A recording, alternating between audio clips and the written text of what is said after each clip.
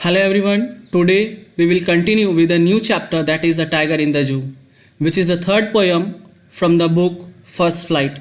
और ये first flight का थर्ड पोएम है and written by Leslie Norris. As you can see, Leslie Norris. So the poem first flight is written by Leslie Norris. In this poem, we will go through that and we get the knowledge that what is the difference between a tiger in the zoo and a tiger in the jungle. So this poem as it starts, this poem contrasts a tiger in the zoo with the tiger in its natural habitat. कह रहा है कि इस poem में हमें ये बताया गया है, इस बात को में कंट्रास्ट जनरेट किया गया है, कंट्रास्ट बताया गया है, मतलब डिफरेंस बताया गया है कि एक टाइगर जो जू में होता है और एक टाइगर जब नेचुरल हैबिटेट में होता है तो दोनों में क्या अंतर होता है. This poem moves from the zoo to the jungle and back again to the zoo. और फिर इसमें बताया गया है कि जो टाइगर है वो जू से जंगल में जाता है और फिर अगेन जो है वो जू में चला आता है. मतलब वहाँ से चला नहीं जाता है, मतलब कहने का मतलब it means that poet brings you to the jungle and brings you to the zoo. जो पोएट है वो आपको और टाइगर को लेकर के जंगल जाएंगे और जू जाएंगे. ओके, जू मीन्स चिड़ियाघर होता है. So now I am going to start the poem. He stalks in his vivid strips the few steps of his cage on pads of velvet quiet in his quiet rays. So as the poem starts, it is mentioned he. So what does it denotes? He is used here for the tiger. He यहाँ पे जो है वो किसके लिए आया है? Tiger के लिए आया है. तो पोएट क्या कर रहे हैं? He stalks in his vivid strips the few steps of his cage on pads of velvet quiet in his quiet rays. जो पोएट है वो ये बता रहे हैं कि ये जो टाइगर है वो क्या कर रहा है कि जू में है. क्यों? क्योंकि यहाँ पे लिखा हुआ है केज. तो एक टाइगर है जो केज में है और वो क्या कर रहा है? छोटे छोटे स्टेप्स ले रहा है, बहुत the few steps of his cage. क्यों? क्योंकि जो केज होता है वो बहुत ही छोटा होता है. On pads of velvet quiet, और उसके जो पंजे होते हैं उसकी कंपैरिजन किससे किया गया है? वेलवेट क्वाइट, मतलब वेलवेट का आपने कपड़ा देखा होगा तो उतना सॉफ्ट है, मतलब इतना सॉफ्ट है कि जो वो अपने पैड्स का जब इस्तेमाल करता है, अपने पंजे का जब इस्तेमाल करता है तो उससे कोई भी आवाज़ नहीं होता है, लेकिन वो बहुत गुस्से में है. So what here the poet says that tiger that is confined in the zoo, कि यहाँ पे जो टाइगर है वो कहाँ है? जू में है, चिड़ियाघर में है. moves around in the cage under his bright colored skin. ये जो vivid strips मतलब क्या? vivid strip मतलब क्या हो गया? colored skin. कि वो जो टाइगर है वो अपने colored skin के साथ क्या कर रहा है? उस केज में, उस पिंजड़े में मूव कर रहा है. बहुत कम स्टेप्स चल पा रहा है क्योंकि पिंजड़ा बहुत छोटा है. on pads of velvet quiet in his quiet rays. और आगे वो क्या कर रहे हैं कि उसका स्टेप्स क्यों बहुत छोटा छोटा है? Because the cage is small and it is not easy to move in it. क्यों? क्योंकि जो केज आपने देखा होगा, जो पिंजड़ा होता है वो काफ़ी ज़्यादा छोटा होता है एक टाइगर के मुकाबले, एक जंगल के मुकाबले बहुत ज़्यादा छोटा होता है पिंजड़ा. तो वो काफ़ी छोटे छोटे स्टेप्स ले रहा है. One can not here his foot steps. अब कोई भी उसके पैरों के चलने की, on pads of velvet quite कहने का मतलब क्या हुआ कि कोई भी उसके पैरों के चलने की आवाज़ को नहीं सुन पाता है. क्यों नहीं सुन पाता है? बिकॉज द पैड्स ऑफ और because the clause of the tiger is like a velvet cloth. और जो वेलवेट क्लॉथ होता है वो काफ़ी ज़्यादा सॉफ्ट होता है. और जब इतने ज़्यादा सॉफ्ट स्टेप लिए जाएंगे तो किसी भी व्यक्ति या जानवर के कदमों को कोई नहीं सुन सकता है. No one can hear the footsteps of animal. So velvet because of is there is no sound of the tiger's footsteps. तो उसके फुट स्टेप्स की कोई आवाज़ क्यों नहीं आ रही? Because his pads is like velvet. So now the tiger tries to control his anger by quietly walking in the limited area of his cage. He is angry. In his quiet rays का मतलब क्या हुआ कि वो जो है उस पिंजड़े में अपने छोटे छोटे स्टेप्स ले रहा है. और वो अपने छोटे छोटे स्टेप्स क्यों ले रहा है? क्योंकि पिंजड़ा बहुत छोटा था. Now the second question is that why he is walking? वो चल क्यों रहा है? Because he is in anger. वो बहुत ज़्यादा गुस्से में है और अपने गुस्से को कंट्रोल करने के लिए वो पिंजड़े में चल रहा है. आपने भी देखा होगा टीवी सीरियल्स में कि जब लोग बहुत टीवी सीरियल्स में या एक्चुअल में भी देखा होगा कि जब लोग बहुत गुस्से में होते हैं या जब परेशान होते हैं तो एक तरफ से दूसरे तरफ जाते रहते हैं। इन द सेम वे जो टाइगर है वो भी पिंजड़े में बंद रहने की वजह से काफ़ी ज़्यादा गुस्से में है, और इस गुस्से को वो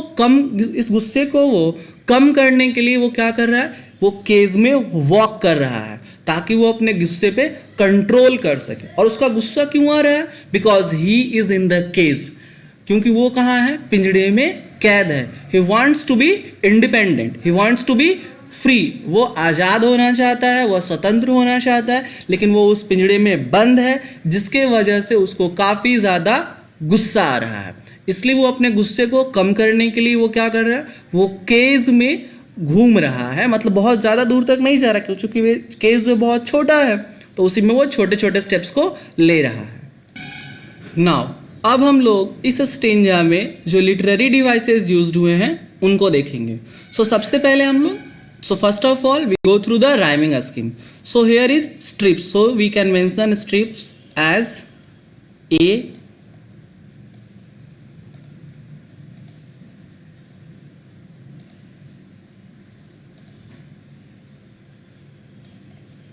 so what is strips is A, then case will be B, then quiet is C, then raise and case has the similar sound, so it will be also B. So what will be the rhyming scheme of this stanza? A, B, C, B.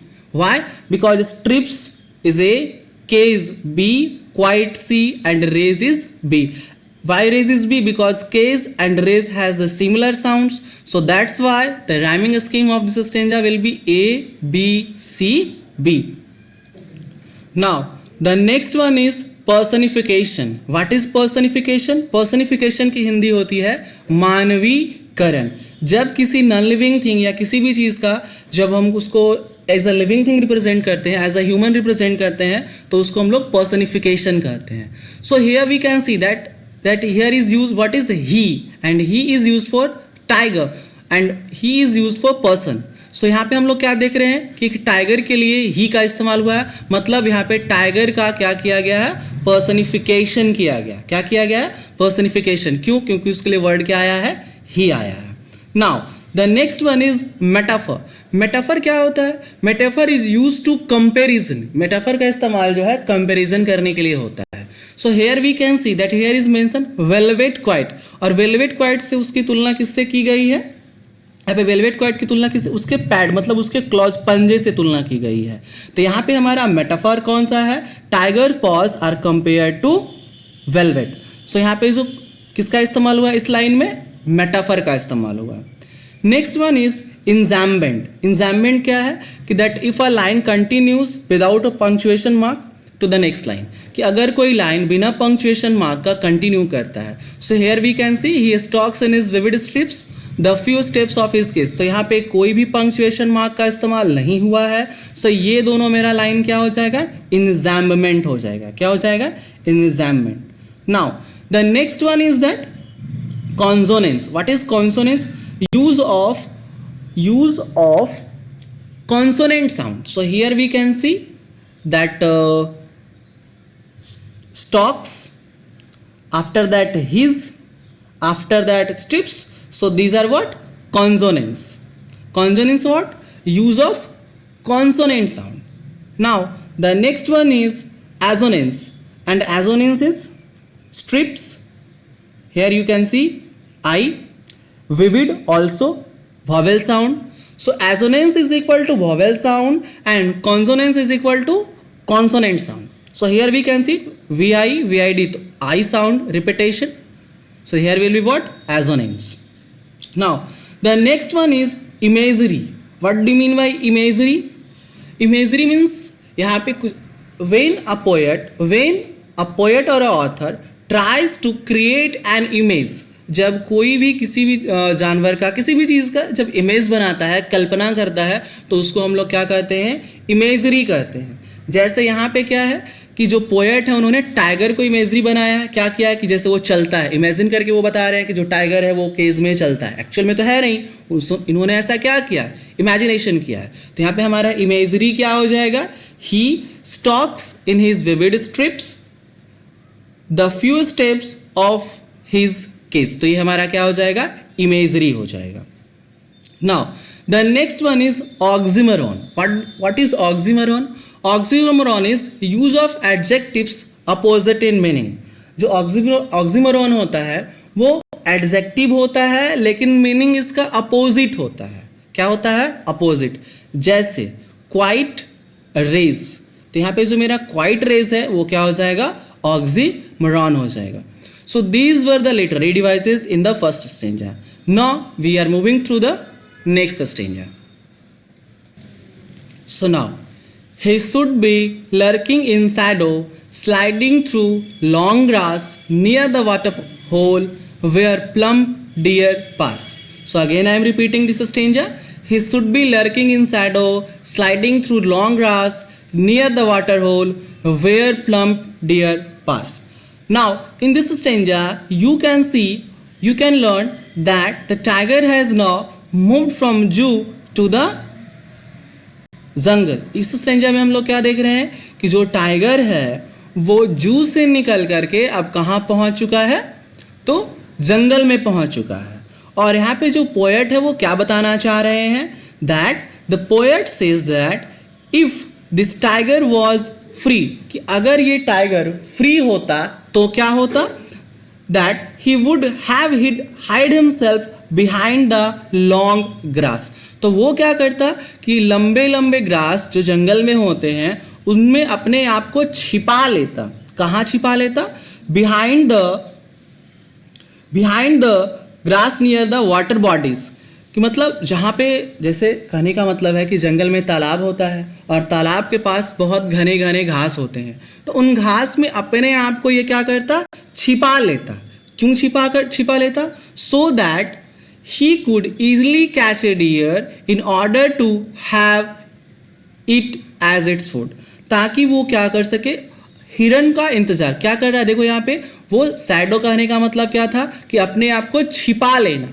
तो उसने क्या किया, अपने आप को बड़े बड़े grasses में, जो कहाँ है वो बड़े बड़े ग्रासेस, जो वाटर होल मतलब तालाब के जो पास है उसमें अपने आप को क्या किया है, छिपा लिया। क्यों, क्योंकि वो एक प्लम्प डियर का क्या कर रहा है, इंतजार कर रहा है कि जैसे वो यहाँ से पास करेगा plump deer, then he will eat that deer. So what we can say, that the poet says if this tiger was free he would have hid himself behind the long grass, वो अपने आप को long grasses के पीछे छिपा लेता, near the water bodies, और वो लॉन्ग ग्रासेस कहाँ है, वाटर बॉडीज के नज़दीक है। क्यों, so that he could easily catch a deer, ताकि वो बहुत ही आसानी से किसी भी डियर को पकड़ ले और उसको वो खा सके एज इट्स फूड।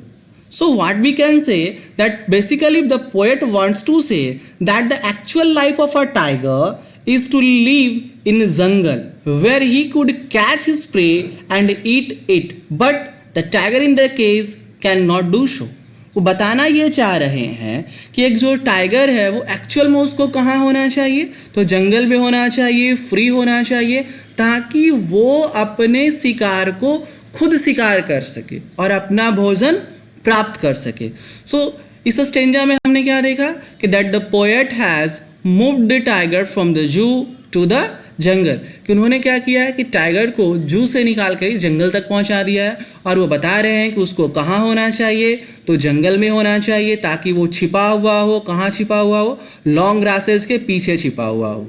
और लॉन्ग ग्रासेस कहाँ है, वाटर होल। क्यों, क्योंकि बहुत जितने भी जानवर होते हैं वो एक ना एक बार दिन में पानी पीने के लिए तालाब के पास ज़रूर आएंगे, और जैसे ही वहाँ पे कोई प्लम्प डियर कहने का मतलब होता है फूला हुआ, कि मतलब जो काफ़ी मतलब क्या कह सकते हो कि जो देखने में काफ़ी ज़्यादा अच्छा हो, अच्छा कहने का मतलब मोटा ताज़ा हिरन हो, तो उस हिरन को वो क्या कर सके, खा सके। सो एक्चुअल टाइगर को ऐसा होना चाहिए। लेकिन अभी इसके पहले टाइगर कहाँ था, तो जू में था, फर्स्ट स्टेंजर में। Now again we see the literary device in this stanza.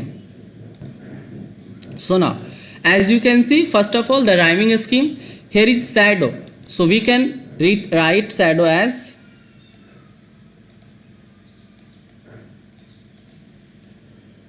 just a second.